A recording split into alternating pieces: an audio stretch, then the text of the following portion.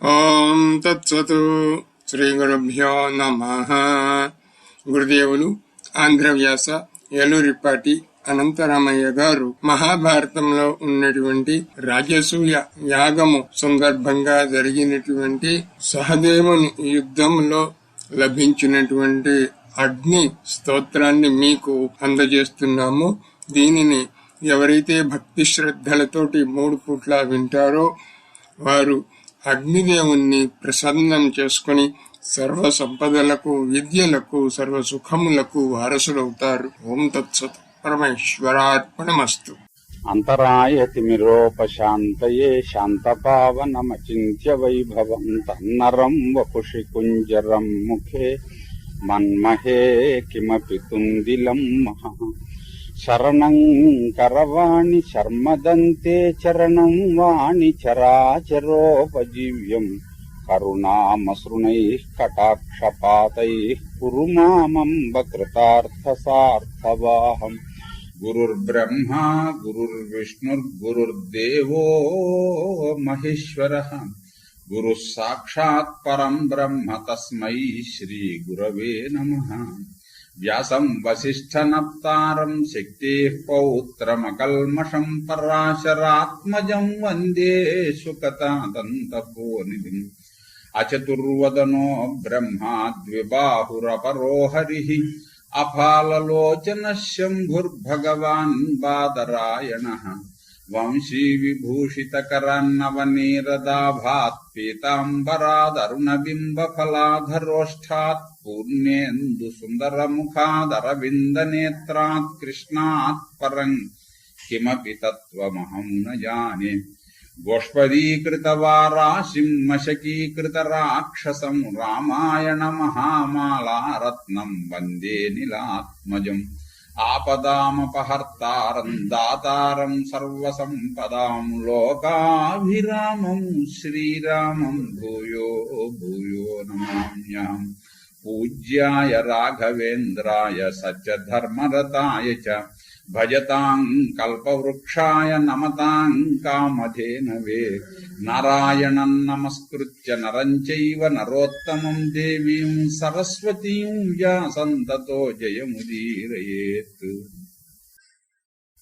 సహదేవుడు ధర్మరాజు గారు అనుజ్ఞ తీసుకుని దక్షిణ దిగ్విజయ యాత్రకు వెళ్ళాడు.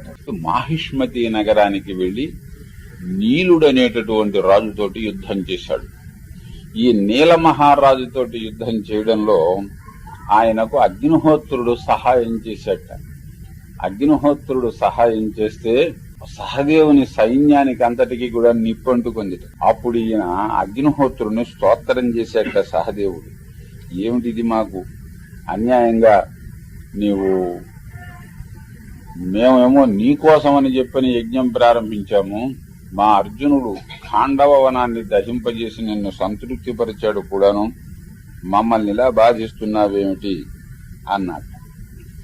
అని ఆయన్ని ప్రత్యేకించి అగ్నిహోత్రుణ్ణి స్తోత్రం చేశాట. 8 శ్లోకాలలో స్తోత్రం చేశాడు. పావనాత్ పావకశ్చాసి త్వదర్థోయం సమారంభః కృష్ణవర్త్మన్నమోస్తుతే. ముఖం త్వమసి దేవానాం యజ్ఞస్త్వమసి పావక. నిన్ను సంతృప్తిపరచడం కోసం నీకానందం కలిగించే యజ్ఞం కదా మేము చేస్తున్నాము. నీవు దేవతలకు ముఖముగా నిన్ను ప్రశంసిస్తూ ఉంటారు. పావనాత్ పావకశ్చాసి వహనాద్ధవ్యవాహనః వేదాస్త్వదర్థం జాతా వై జాతవేదాస్తతోహ్యసి. నీవు అందరినీ పవిత్రం చేసేటటువంటి వాడవు గనుక పావకుడనే పేరు వచ్చింది.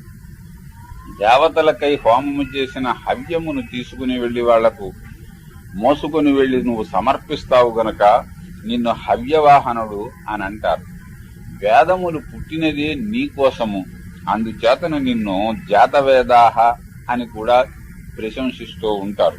చిత్రభాను సురేశ్చ అనలస్త్వం విభావసో స్వర్గద్వార స్పృశ్చాసి హుతాశోజ్వలన సఖీ.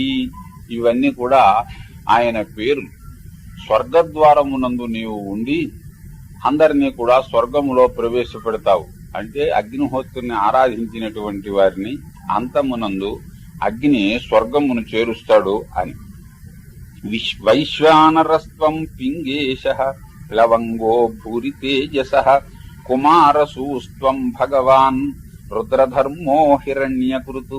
ఇవన్నీ కూడా అగ్నిహోత్రుని యొక్క నామములే. అగ్నిర్దదాతు మే తేజః వాయు ప్రాణం దదాతు మే పృథివీ బలమాదధ్యాత్ శివంచాపో దిశంతు మే. అగ్ని నాకు తేజస్సునివ్వాలి, వాయువు ప్రాణాన్నివ్వాలి అంటే బలమునివ్వాలి అని.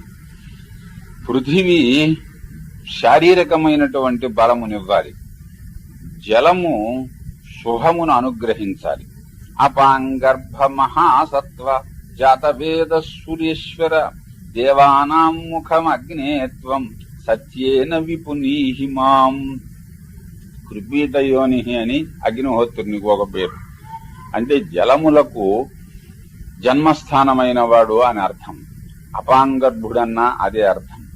మహాసత్తుడవు, జాతవేదుడవు, సురేశ్వరుడవు, దేవముఖుడవు, నీవు సత్యముతో మమ్ములను పవిత్రులను చేయవలసినది.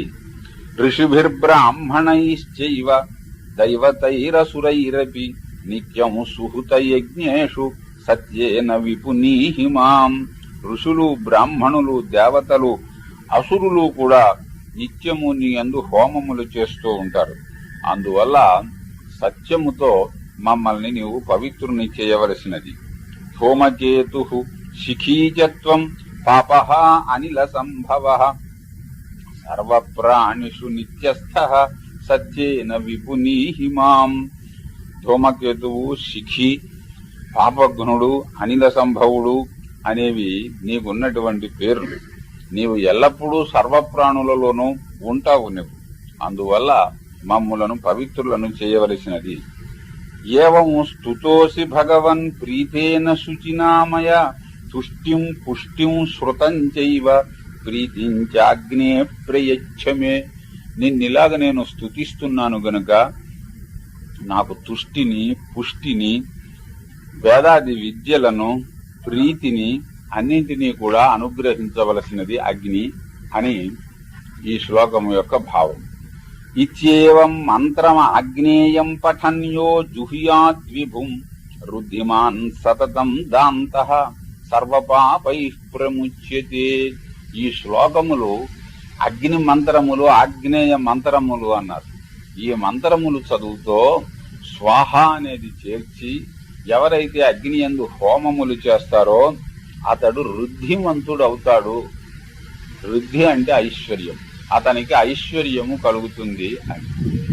అగ్ని వల్ల ఐశ్వర్యము కలుగుతుంది అగ్నిని ఆరాధించినందువల్ల. ఇది బహు ప్రసిద్ధమైనటువంటి విషయం. ఈ విధముగా సహదేవుడు స్తుతించేటప్పటికీ అగ్నిహోత్రుడు మెల్లిగా సహదేవుణ్ణి సమీపించట. స్వస్తి ప్రజాభ్య పరిపాలయంతాం న్యాయేన మార్గేణ మహీం మహిషా. గోబ్రాహ్మణేభ్య శుభమస్తు నిత్యం. లోకాః సమస్తాః సుఖినో భవంతు.